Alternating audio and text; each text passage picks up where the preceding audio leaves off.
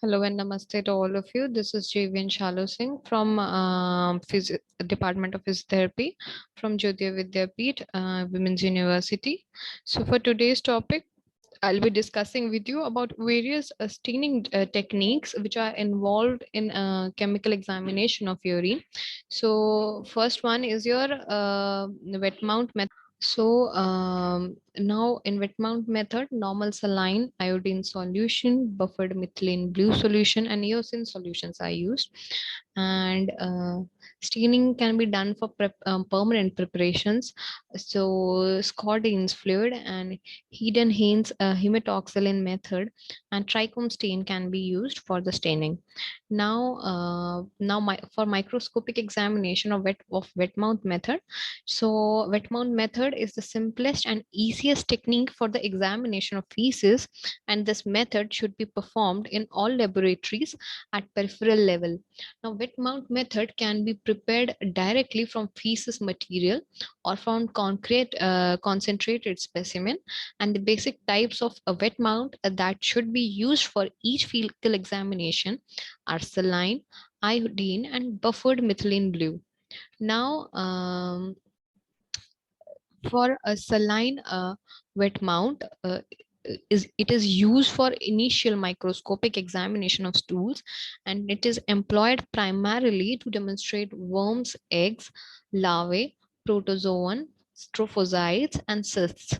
And this type of mount can also reveal the presence of red blood cells and white blood cells. Now, for a second method can be your iodine wet mount. So iodine, it kills organisms basically, so therefore a motility is lost.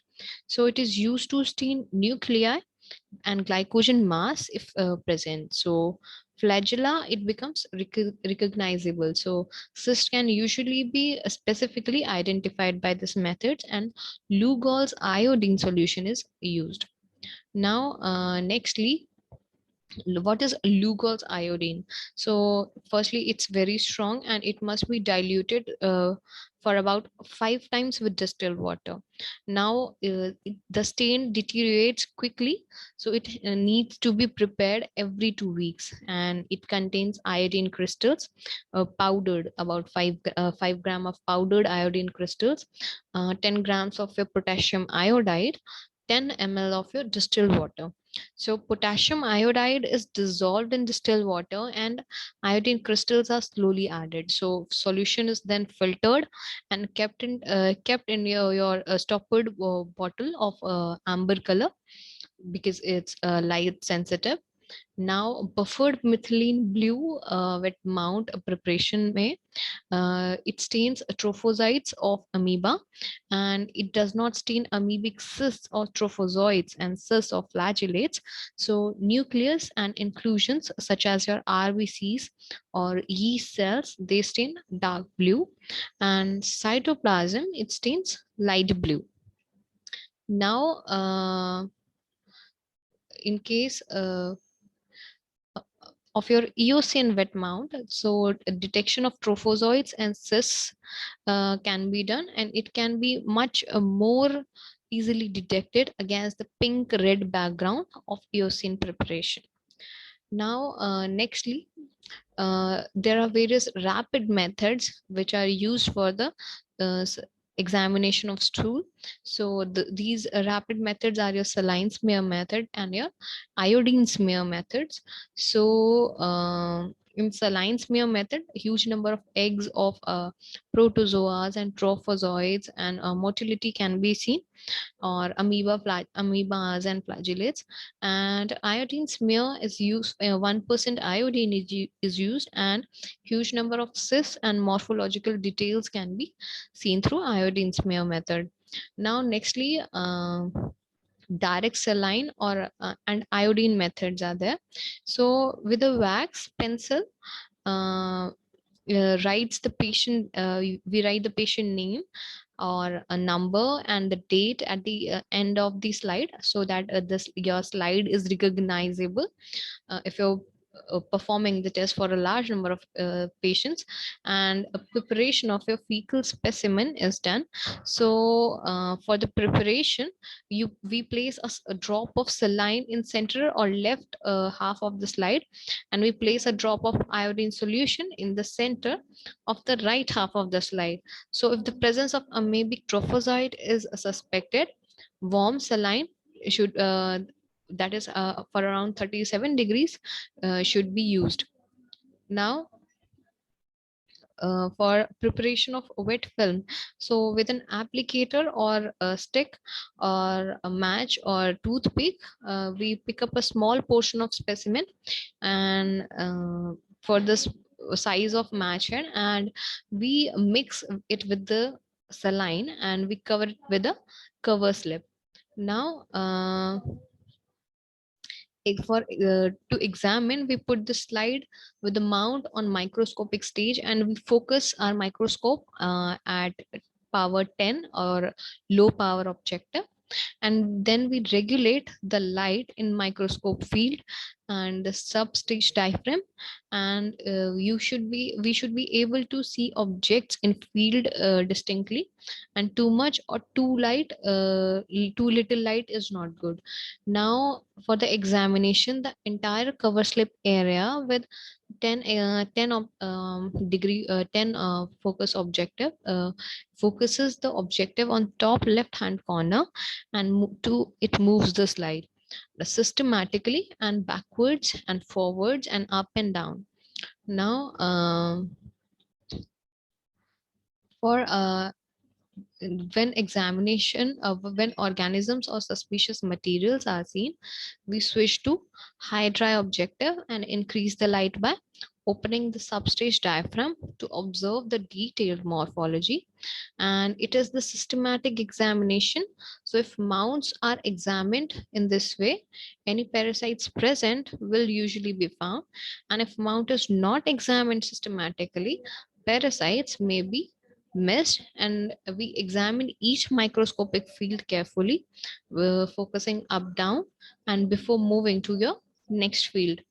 Now what can be our microscopic examination findings? So for the remnants of food, vegetable cells, your muscle fibers, starch granules, fat globules, connective tissues, and elastic fibers, mineral oils or castor oil globules can be seen.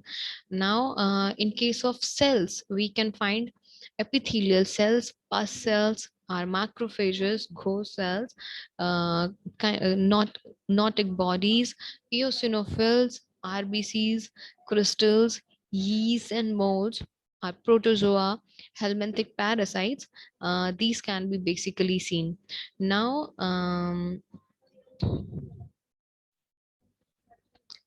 in case of vegetable cells, sometimes it causes these vegetable cells, they basically sometimes can cause confusion with ova eggs and cysts and cell bodies, and since they have irregular outer margin, so excess quantities seen in case of excess intake of vegetable or in case of your indigestion. Now nextly, muscle fibers, they can be confused with your tinea segments. So excess protein intake or indigestion, or in case of excess excretion is called as creatoria, or also called as flesh flow. Now starch granules, they are variable in size. They can be round to your polygonal in shape, they can be colorless also. So, they can be circular or basically y-shaped dot at the center. So they can be confused with ova of helminths, and they can be found in carbohydrates or dyspepsia, and they are better seen in your iodine preparations. Now nextly, these your flat globules, so they appear similar to your parasitic cyst or cell bodies, and the emulsifying agents are used to eliminate confusion. So if confused, they can be confused with ova of helminths, and they can be found in fat dyspepsia. Now, connective tissue or elastic fibers, they can be confused with your tinea segments, and they signify indigestion. Now, various minerals or castor oil globules, so they can be taken as they must have got been taken as purgatives, and they can be confused with ova of helminthes. Now, epithelial cells, so the excess present can be due to inflammatory conditions of colon, rectum, and anal canal. Now, pus cells, they are commonly found in a normal stool, and they help to ease the passage of stool. So normally they are not visible to human eye, and if visible, they indicate disease. So bacillary dysentery, acute amoebic dysentery, malignancy of rectum, or drugs induced enterocolitis. These can be the conditions. And now macrophages, these are the large mononuclear cells with vesicular nucleus and ingested materials, including your RBCs. And these can be confused with E. histolytica cyst or E. coli cyst. And excess can be seen in case of your amoebic or bacillary dysentery.